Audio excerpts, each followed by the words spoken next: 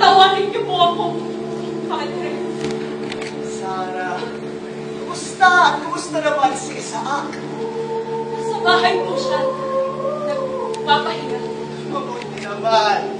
Alam mo, Sara, sa gitna ng giyerang ito, maswerte na riyan pa rin yung para sa isang isa. Pinagpala talaga kayo. Baka nga po. Padre, may nais po sana akong itapusin. Oh, siya.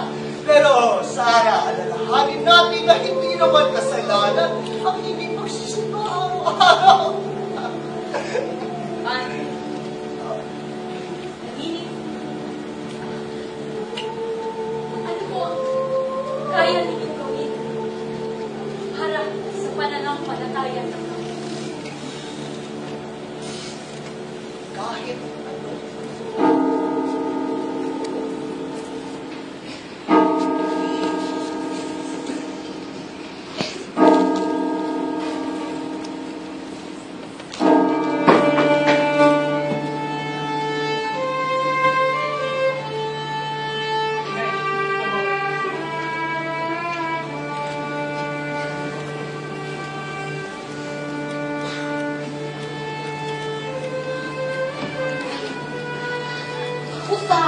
Buti naabutan kita yung anak ko, may sakit na naman.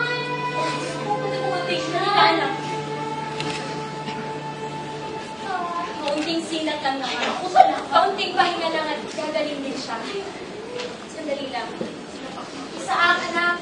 Makikulong mo siya natin sa kusina. Salamat talaga. Sige, dito muna kami ha. Ako na ko din ang pagyat. Makakainin yan sa lapag. Oo, Adelaida. Napadaan kayo ng merienda para sa iyo. Naku, nagabala ka pa. Alam mo, ang masarap ito ah. Ako yan. Siya, maiwan ko muna kayo ha. Ay, ako kulit ako. Ay, uli, alam. Ah! Uli na magbata. Yung mga anak mo ha. O, Bruning, kain kuha naman ang buwan ba si Tita Mirna mo?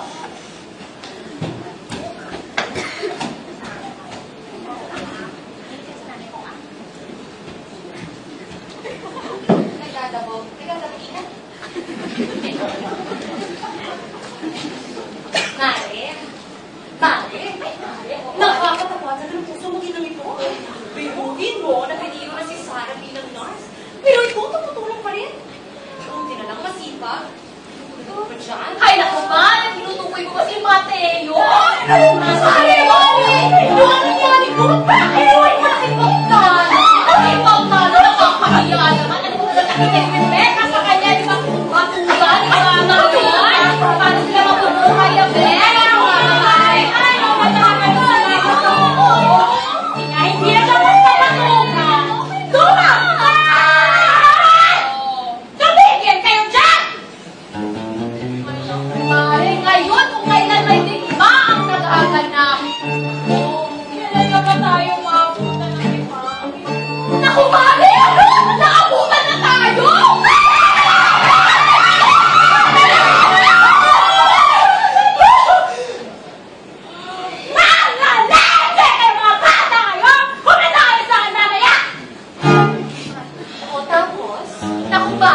Kasi bang kote, magpangin, lugi ka sa punang kabilang bayan, magpamayo, di ba yung sila nakikita? Ay, naku! Mare, Mare! Hindi na lang maginangin ko. Kitang dati ang sawa. Mare, tapos sila sa kung sa bagay na, sila na hindi namin, sila na yung hinakarap.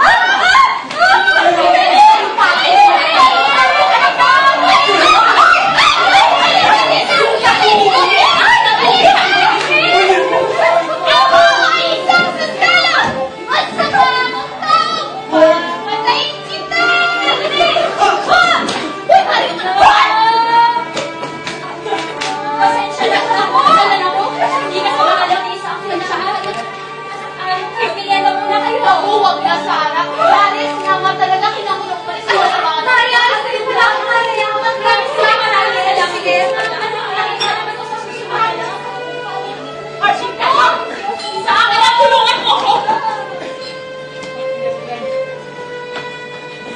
Dalhin natin siya sa pagkawa.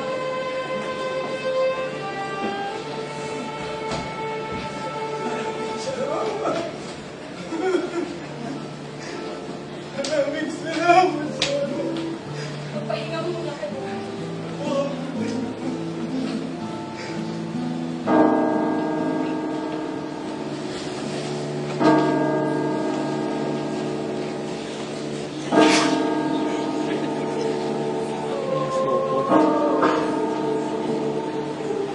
Papa, Sarah, hindi ko alam kung ano ang dapat mo ikumprisal. Mukhang bibig sa buong bahay na ang iyong emosyon at kagandahan mo. Sa totoo lang, Sarah, nahangaan kita. Hindi ko po siya nailigtas, Padre. Si Gabriel ba? Mali na nga ang pangyayari yun, pero sana hindi ka dapat mabahala. Sarah, kung minsan ay wala tayong magagawa sa harap ng kasamaan, mag-isa ka lang, Sarah. Hindi mo kayang iligtas ang lahat ng tao, ang buong mundo. Hindi, Padre. Si Isaac po. Sarah, ano ang ibig kong sabihin? Padre. Iniwala ko na maaari tayong kausapin ng Diyos. Maaari naman, Sarah, sa pamamagitan ng ibang tao, ng kinalalagyan natin o kaya sa ating mga nararamdaman. Sa mga ganyan din, Padre. Ngunit, niniwala ko ba kayong maaari siyang magpakita sa atin upang kausapin tayo? Sarah, ang tinutukoy mo ba ay isang pangitain? Opo, Padre. Mahirap sabihin, Sarah. May mga kwento, maalamat na nagsasabing nagpapakita o nakikipag-usap ang Diyos sa mga santo at banal na tao ng nakaraan, Sarah. Ngunit sa Hindi niyo po ako kasalukuyan, naiintindihan. Padre. Paano po kung ang tinig mismo ng Diyos ang narinig ninyo?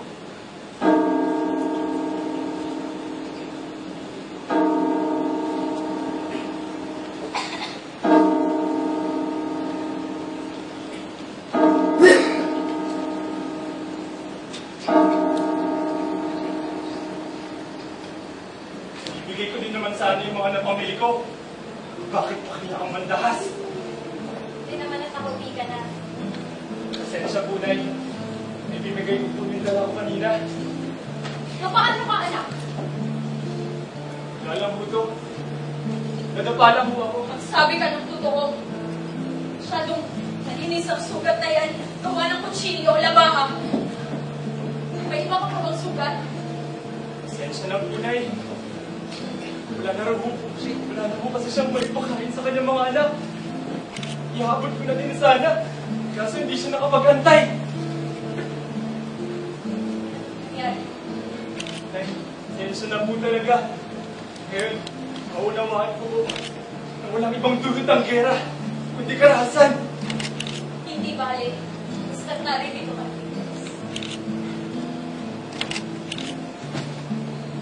Nay, tingin niyo po ba sapat na to? Alin? Itong ginagawa natin, tingin niyo po ba sapat itong kontribusyon para sa gera? Mo naman nasabi yan, anak. Nay, hindi po ba kayo nagsasawang manggamot ng mga nasalanta? Hindi po ba mas mainam kung tapusin na lang natin itong gera? Kaya po rin naman kung habang buhay na, tanggap tayo ng tanggap. Gusto ko rin maramdaman sa sarili ko na may ginagawa ako para matapos to. Sundalo lang sana ako! Bakit hindi mo alam ang sinasabi mo?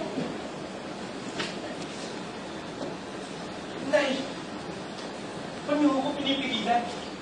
Kung sintay na hinayaan ninyo, Oo! Hinayaan ko siya. Hinayaan ko siya. Nasaan ang tatay ko? Nay, patawad po.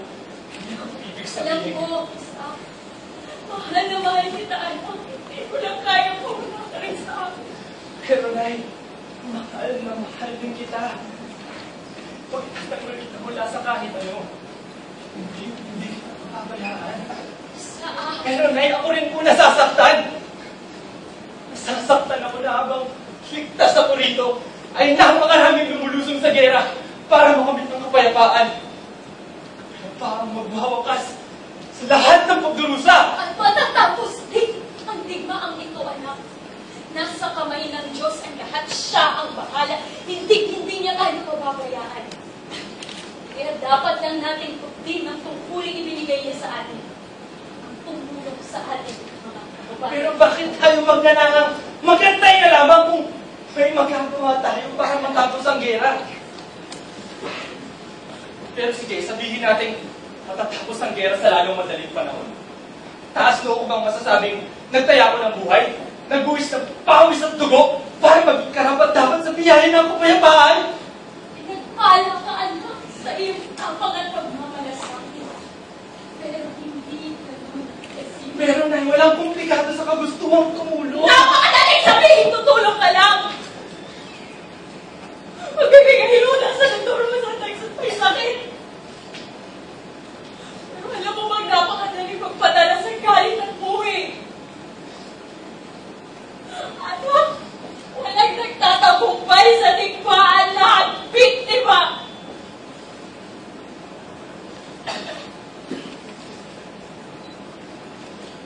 Bago naging sundalo, ang tatay mo, doktor siya. Sinabi niya tutulong lang daw siya. Nangako siya, alam. Nung nakita niya lahat ng pagdurusan tulad ng digmaan, hindi matahimik ang kanyang buti. Dahil ang sa patalim na bumuhay ay sa patalim din na mamatay. Pero Nay, hindi po ako si Itay! Oo! Mas mabait ka, mas paano ka. Hindi para sa iyo ang buhay ng sundalo. Ginawa ka ng Diyos upang magmahal.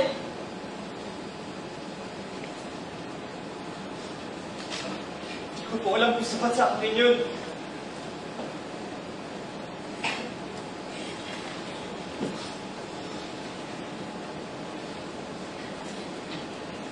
Anak, halika.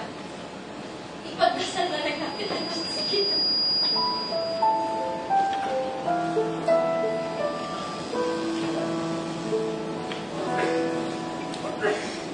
Ko hindi pangwan.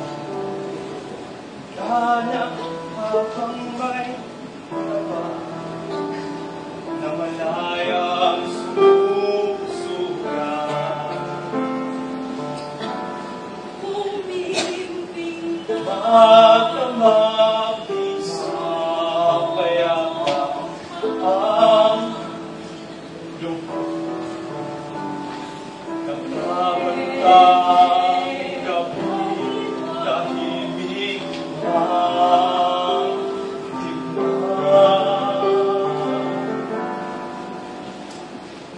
Linig sa gabing nakikinig, may tulong mag-ibig.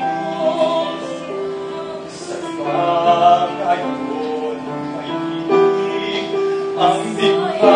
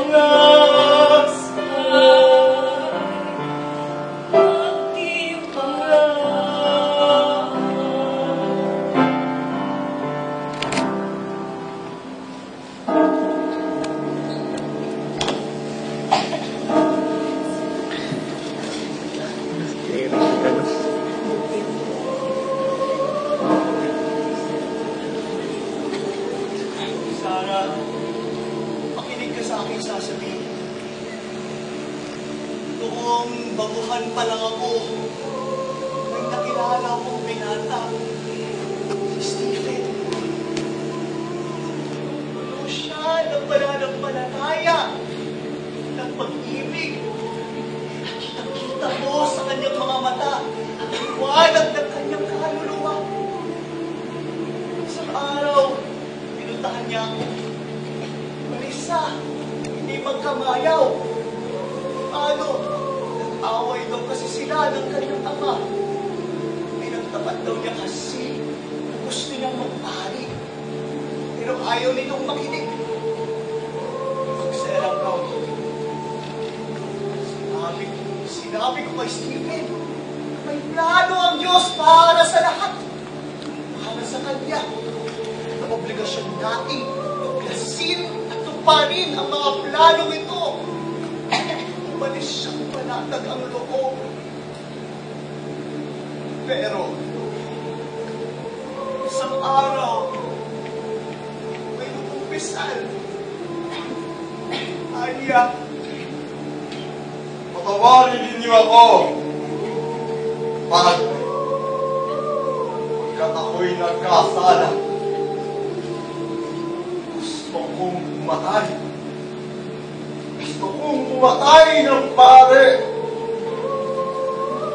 Ginawa niyo siya, Padre. Ginawa niyo ang anak ko. Ibinigay mo sa Diyos mo. gusto ko magpuntahan ang kanyang puro na hindi ko magawa. Pinagbawalan na po lapitan man lang ang kabahan niya.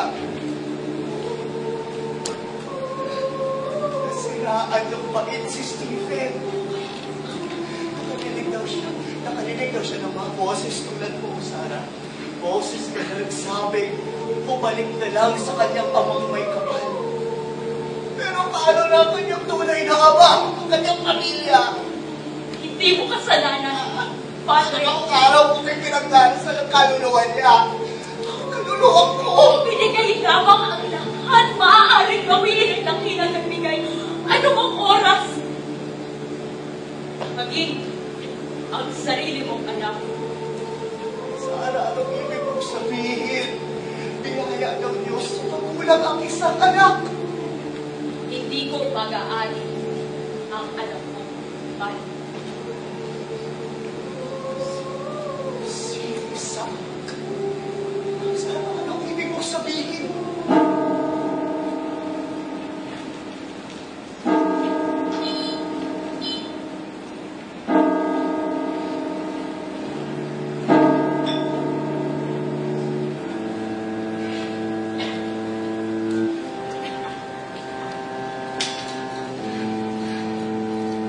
Yung gabihin.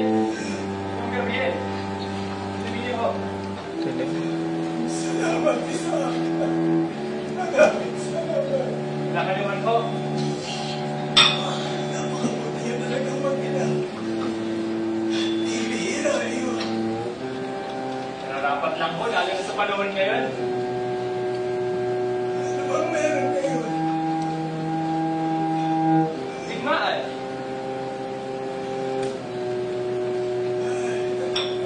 Tigmaan.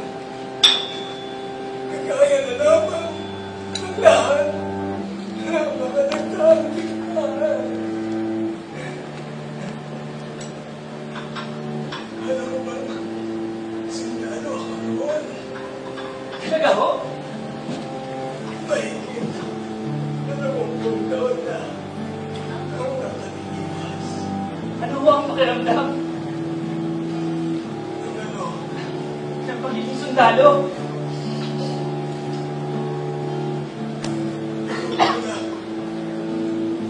Gusto ko. Akala ko, may pagtatanggol ko ang mga mahal ko sa buhay. Ano na to? Sarap po siguro ng pakiramdam. Pero isa-isang nasabi ang mga kasama ko. Ang mga kaibigan ko. Meron ako noong isang mataling na kaibigan. Si Rafael. Rafael? Dan Rafael? Siya nga. Si Rafael. Ang tatay ko. Paano ho ninyo nakikilala ang tatay ko? Kasama kami naman sa Opo. Magkasama kami. Nagtagumpay. At nagdusa. Ako nababanggit si inay tungkol dito. Wala ka ba? Baka may nakakalimutan siya.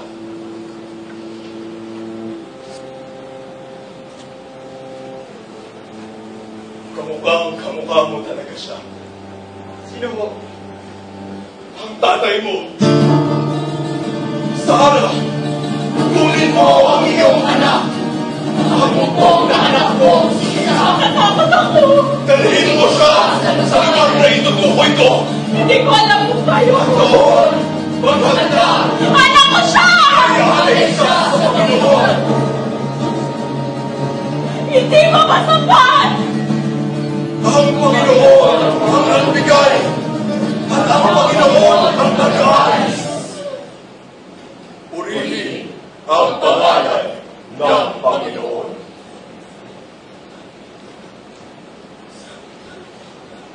Sarah, para sa mga ginawa mo.